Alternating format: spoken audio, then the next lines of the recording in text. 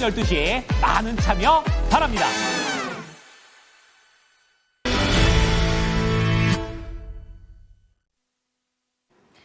네, 오늘 장에 어떤 부분들 봐야 될지 짚어보겠습니다. 체크인스탁이고요. 알파경제 김종일사 루크투자연구소 임순재 대표 두 분 모셨습니다. 안녕하세요. 안녕하십니까. 예. 오늘 4가지 포인트 준비되어 있는데요. 그 가운데서 첫 번째, 엔비디아의 실적 발표. 좋았음에도 시장의 반응이 시원찮은데 이것을 분석을 해보겠습니다. 임 대표님 자세하게 알려주세요. 네, 일단 뭐 실적이 나왔었죠. 시장 예상치를 이제 상회하는, 일단 3분기 실적으로만 본다라고 하게 되면 시장 예상치를 좀 큰 폭으로 상회하는 그런 모습을 보였습니다. 매출 같은 경우는 이제 351억 달러, 전년 대비 94%가 올랐는데요. 시장 예상치가 331억 6천만 달러였으니까 이거를 뭐 한 20억 달러, 20억 달러 정도 지금 상회하는 그런 모습을 보였습니다. 주당 EPS 같은 경우도 81센트로 전년 대비 103%를 성장을 했는데요. 뭐 지금 시장 예상치 75센트를 크게 상회하는 그런 실적을 보였다라고 보시면 될 것 같습니다. 8개 분기 연속 지금 시장 예상치를 상회하는 그런 실적을 발표했다라고 보시면 되는데요. 다만 이제 매출액 증가율이 조금씩 이제 분기마다 좀 줄어드는 그런 모습을 보이고 있습니다. 그만큼 이제 그 규모가 커졌기 때문에 그런 형태로 조금씩 그 하락을 하는 거 아닌가 싶은데요. 1분기에는 매출 성장세가 265%, 2분기에 122%, 3분기에 94%로 좀 감소하는 그러한 모습을 보이고 있습니다. 지금 특히 뭐 AI와 관련된 데이터 센터 매출이 작년 대비 112% 증가하면서 308억 달러를 기록을 했습니다.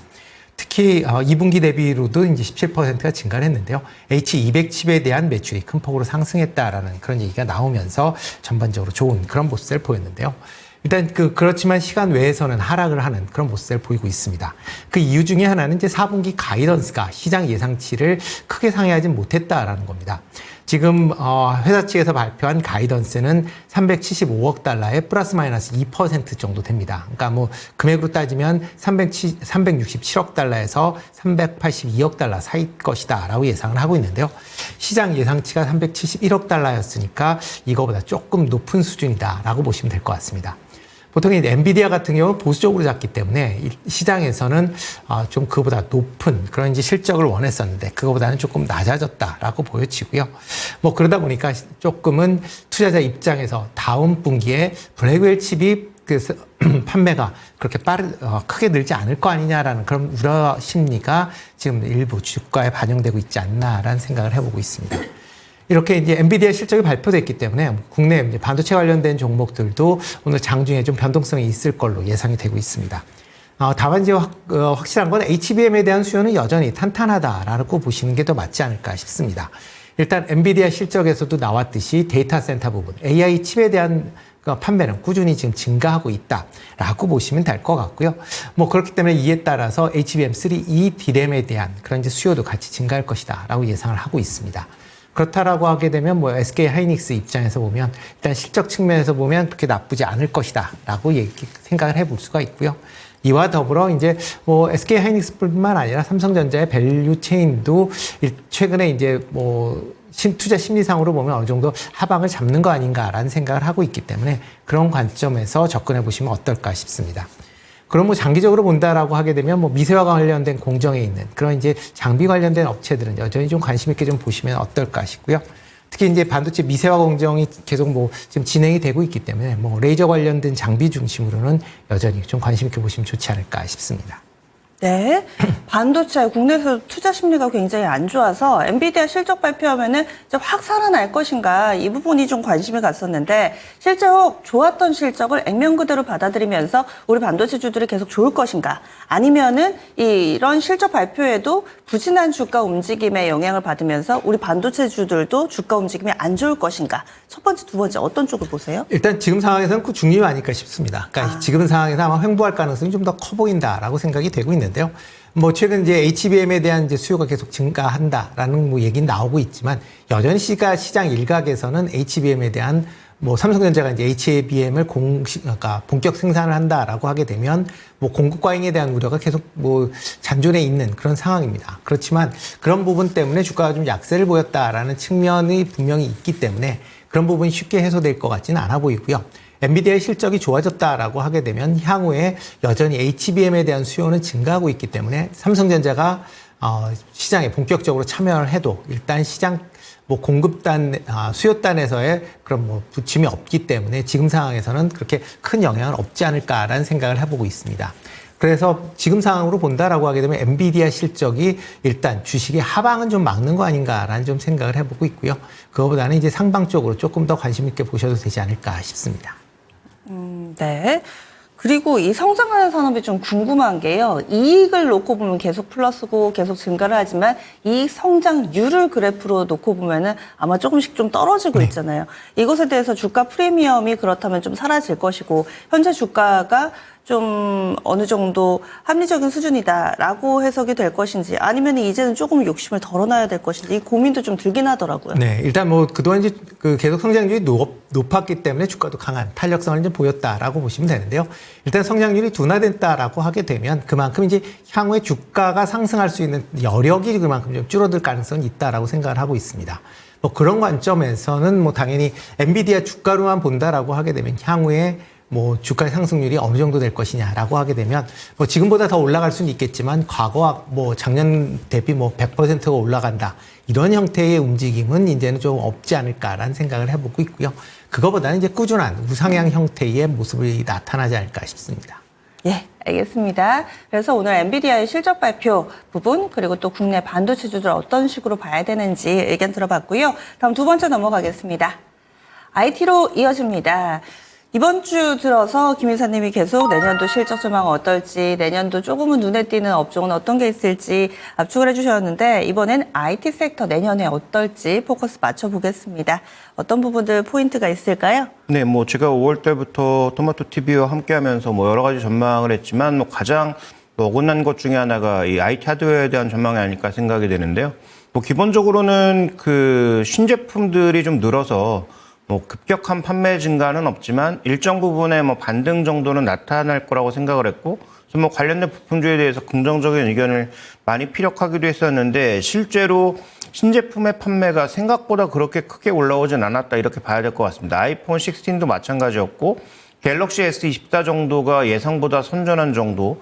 그 다음에 이제 가장 뭐 실망스러웠던 것은 뭐 개인적으로는 AI PC에 대한 기대감이 어느 정도 있었는데 이게 뭐 제대로 된 칩을 달지 못해서인지 아니면 가격 때문인지 모르겠지만 생각보다 이제 판매량이 굉장히 작았다라는 거죠. 그래서 관련된 부품이라든지 이런 종목군들의 주가가 실적 부진으로 해서 굉장히 힘든 한 해를 보냈는데요. 내년도 일단 전체 판매량에 있어서는 뭐 크게 늘어나진 않을 것이다라고 보고 있는 것 같습니다. 먼저 준비된 그림을 보시면 스마트폰과 관련돼서 대부분 회사들, 그러니까 상위 한 5개 회사들이 다 소폭 늘어날 걸로 예상을 하고 있어요. 애플도 조금 늘고, 삼성도 조금 늘고, 샤오미, 오포, 비보, 뭐 그다음에 아너, 화웨이까지 합쳐서 한 6대 업체들의 전체적인 2025년 전망 자체가 소폭 상승 정도를 예상하고 있는 상황입니다. 그러다 보니까 지금 준비된 그림에서 보시는 것처럼 뭐 그렇게 큰 폭의 상승은 없다 이렇게 봐야 되는데요. 근데 그 지금 점선으로 표시된 그 밑에 24년과 25년의 그 추이를 보시면 AI라는 글자가 달려있죠. 결국 AI를 탑재한 신제품의 확대는 그래도 일부 나타날 수 있다라고 보고 있기 때문에 그렇게 본다면 스마트폰도 전체 성장보다는 AI 기능을 탑재한 저런 제품들의 성장이 이어짐으로써 이와 관련된 부품이나 이와 관련된 제품들의 성장이 이어질 수 있다 정도로 우리가 바라볼 수 있을 것 같고요.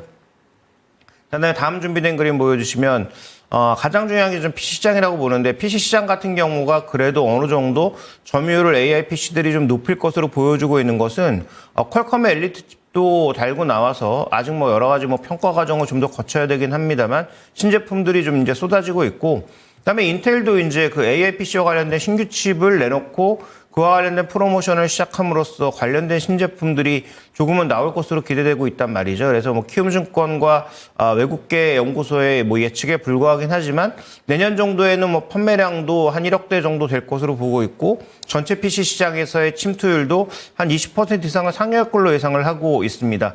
물론 전체 PC 시장은 성장이 안 됩니다. 거의 뭐 플랫하거나 아니면 오히려 좀 떨어질 걸로 예상을 하고 있어요. 그래서 전체적으로 지금요 AI와 관련된 일부 핵심 섹터 쪽만 성장할 가능성이 높다라는 게 결국 중요한 포인트라고 보여지고 있고, 이건 뭐 TV나 다른 쪽으로 넘어가도 전반적으로 마찬가지다. 그래서 전체 시장 파이가 커지기는 어렵고, 특정 제품들, 고급화된 제품들, 소위 AI라는 그 포장이 되어 있는 그런 종목군들이 상대적으로 움직일 가능성이 높다라고 본다면, 여기서 이제 포인트는 딱 두 가지라는 거죠. 올해 그 기대를 냈다가 가지 않았던 IT 부품, 대표적으로 뭐 반도체라든지 뭐 MLCC라든지 그 핵심 IT 부품들은 내년도에는 어느 정도 좀 실적이 올라올 수 있다라고 좀 봐야 될 것 같고, 뭐 그런 관점에서 봤을 때 뭐 반도체의 실적, 레거시도 일정 부분의 뭐 반등 정도 혹은 최소한 플랫하게 갈 수 있는 기반을 마련할 수 있다라고 봐야 될 것 같고요.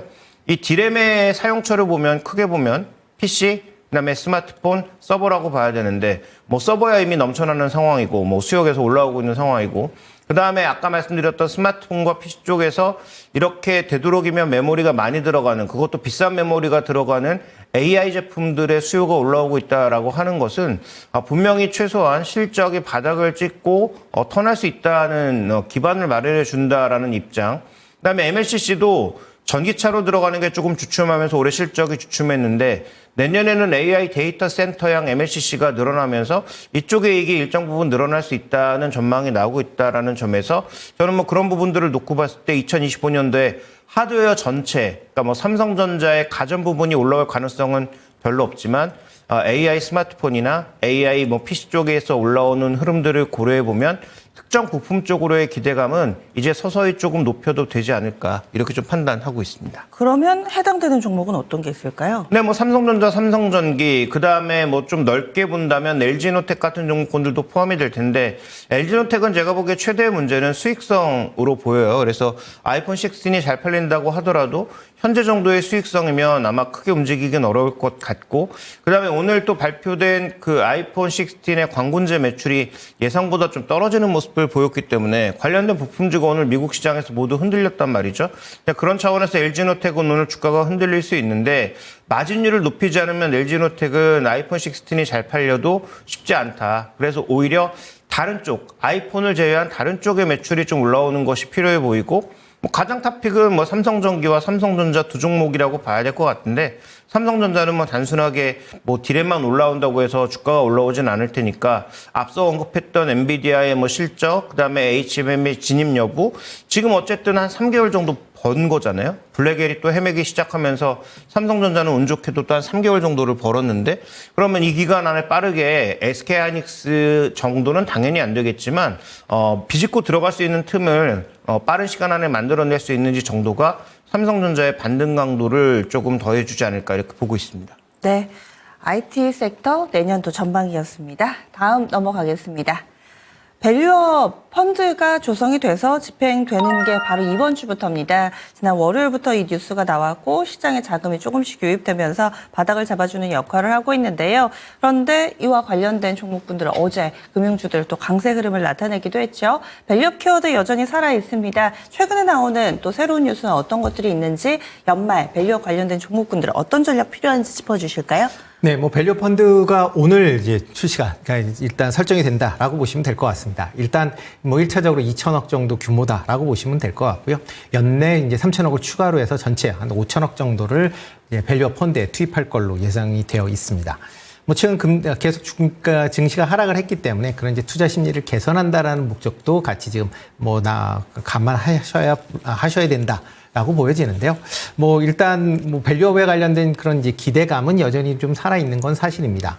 특히 거래소 같은 경우는 이제 12월 20일 날 밸류업 지수에 대한 편입 종목을 다시 이제 확대하겠다라고 지금 얘기를 하고 있습니다. 뭐 지난 9월 달에 발표할 때 뭐 발표한 이후에 좀 말들이 많았죠. 이런 말들이 많았기 때문에 그동안 이제 밸류업 관련된 그런 또 뭐 공시를 한 기업까지 같이 포함을 해서 한 20개 정도를 아마 편입할 걸로 지금 예상이 되고 있는 그런 상황입니다. 뭐 지금 뭐 화면에 나왔듯이 이건 하나투자증권에서 이제 발의를 한 그런 내용인데요. 일단 추가적으로 편입이 가능하지 않을까라는 그런 이제 예상 종목이다라고 보시면 될 것 같고요. 일단 밸류업 펀드가 일단 뭐 출시가 된다라고 하게 되면 과연 그 시장에 얼마만큼 영향을 미칠 것이냐라고 하는데 생각보다는 그렇게 크지 않을 가능성은 있다라고 보여집니다. 특히 특히 이제 이번에 이제 밸류업이 이제 오늘 같은 경우 2천억, 그 다음에 이제 연내 5천억이다라고 말씀을 드렸는데, 최근에 일일 거래량이 지금 코스닥, 코스피 합쳐서 한 17조에서 20조 원 사이입니다. 뭐, 물론 어제 같은 경우는 15조 원대로 좀 줄어들긴 했지만, 그래도 기본적으로 그 정도 수준이다라고 하게 되면, 뭐, 이 펀드가 갖고 있는 뭐 2천억이나 5천억이나 정도 돼서는 크게 시장에는 영향을 미치지 못할 가능성이 있다라고 보여지고요. 게다가 지금 편입 종목 자체가 100종목이 넘습니다. 그렇기 때문에 개별 종목 단위로 따진다라고 하게 되면 그렇게 규모가 크지 않을 가능성은 상당히 좀 높아 보인다라고 보여지고요.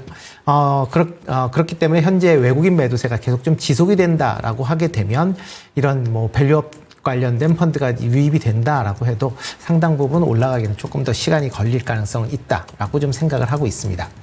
특히 외국인이 이제 11월 달 이후에 2조 4천억 넘게 지금 순매도를 이어가고 있습니다. 그러니까 그만큼 지금 상황으로 이런 밸류업 펀드로는 조금 뭐 그러니까 지수를 반전시키긴 좀 어렵지 않을까라는 생각이 들고 있고요. 다만 이제 밸류업에 관련된 이제 기대감으로 인해서 금융주 같은 경우 예외적으로 좀 관심 있게 좀 보셔야 되지 않을까 싶습니다. 뭐 밸류업 지수에 포함된다라고 해서 뭐 주가가 크게 오른다라고 보기보다는 향후에 이제 그러니까 주주 환원책을 지금 확대하겠다라고 계속 얘기를 하고 있고요.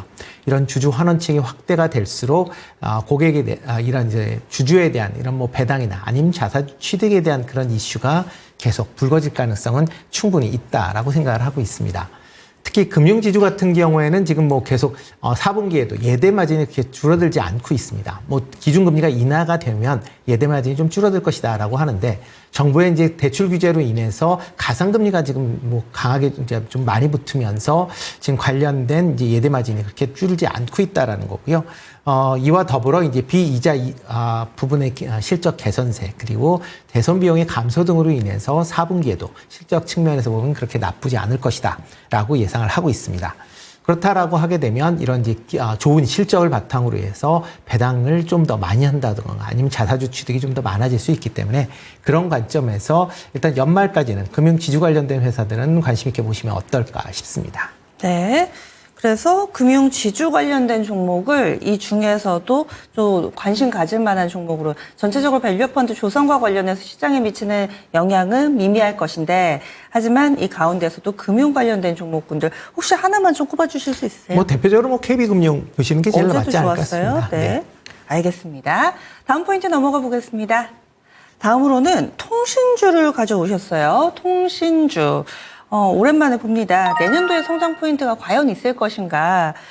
통신주 어디에서부터 좀 봐야 될지 너무 오랜만에 봐가지고요. 네, 뭐 여름부터 뭐 KTNG에 대해서 뭐 긍정적 말씀을 드렸고 뭐 주가는 뭐 크게 나쁘진 않았고 뭐 지수보다는 뭐 견조했다라고 봐야 되죠. 그런데 내년에도 좋을 거냐에 대한 뭐 논란이 있는데 최근에 뭐 보고서는 전반적으로 모두 긍정적 보고서들이 나오고 있는데 우리가 이제 흔히 생각하기로는 보고서 믿을 수 없다라는 그런 시각이 있잖아요. 두 가지 관점에서 보면 저는 뭐 그렇지 않을 수 있다라고 보고 있는데 첫 번째로 통신주의 가장 중요한 특징은 이제는 뭐 배당주가 아닐 가능성이 높다는 거죠. 그동안 뭐 배당 많이 주고 실적 안정적이고 최근에 비용 통제하면서 실적이 조금 잘 나오고 있지 않느냐라는 그런 얘기하고 있는데 그건 2025년대도 당연히 이어집니다. 광고 선전비를 추가적으로 많이 투입할 필요가 없기 때문에 그와 관련된 비용이 줄어들었고요. 더 중요한 건 뭐 KT를 중심으로 해서 주요 업체들이 모두 5G 관련된 투자에 상각비가 줄어들기 시작하면서 내년도에도 전반적으로 비용은 줄어듭니다. 그러니까 매출에 어떤 큰 변화가 없는 상황에서 비용이 줄어들기 때문에 당연히 이익은 내년에도 늘어날 것으로 보고 있는 거고요.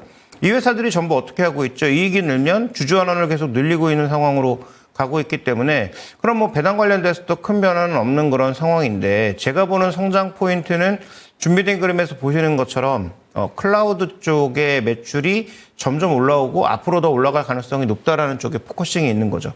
근데 지금 대부분의 회사들이 스스로 하면 좋겠지만 워낙 돈이 많이 드니까 뭐 그룹은 그룹사와 관련된 SI 쪽에 기대고 있는 상황이고 나머지 이제 퍼블릭 클라우드는 KT나 SK텔레콤의 지금 데이터 센터를 이용하는 형태로 가고 있는데 이 비중이 지금 뭐 KT가 22%, SK텔레콤이 18%로 퍼블릭 클라우드의 한 40%를 국내 통신 양사가 양분하고 있는 상황이란 말이죠.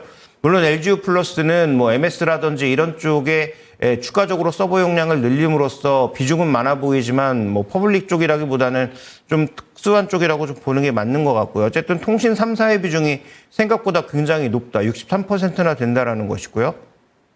다음 이제 준비된 그림 보시면 지금 현재 구간에서의 또 하나의 특징은 통신사들의 데이터 센터 관련 매출, 클라우드 관련 매출들이 올라오면서 이제는 B2C가 아니라 B2B도 서서히 올라오고 있다. 그래서 뭐 B2B로 준비했던 게 KT는 뭐 여러 가지 있었잖아요. 뭐 지금도 하고 있지만 뭐 컨텐츠 쪽도 있고 뭐 여러 가지 있었는데 실제로 성과가 안 나온 반면 B2B 쪽에서 클라우드 성과는 생각보다 좀 빠른 속도로 올라오고 있고 그다음에 비중이 LGU 플러스가 더 큼에도 불구하고 이익 측면에서는 확실히 KT가 압도적으로 늘고 있는 것이 현재 지금 발견이 되고 있죠. 그래서 지금 뭐 통신사가 성장이 없다고 하지만 비용 줄면서 이익이 늘어나고 있는 데다가 B2B 매출이 아직 B2C보다 큰 건 아니지만 꾸준하게 좀 늘어나고 있는 상황이고 그다음에 다음 이제 준비된 그림을 보시면 장기적으로 봤을 때 우리나라의 지금 데이터 센터 수요에 비해서 공급이 적은 상황이기 때문에 결국은 통신사에 남아도는 인프라를 계속 이용할 수밖에 없다라는 게 핵심 포인트라는 거죠. 그래서 저런 부분들이 연결이 되면서 통신사는 내년에도 성장할 가능성이 높다라는 측면에서 본다면 여전히 뭐 KT가 탑픽으로서 가장 좋은 종목으로 보이고요.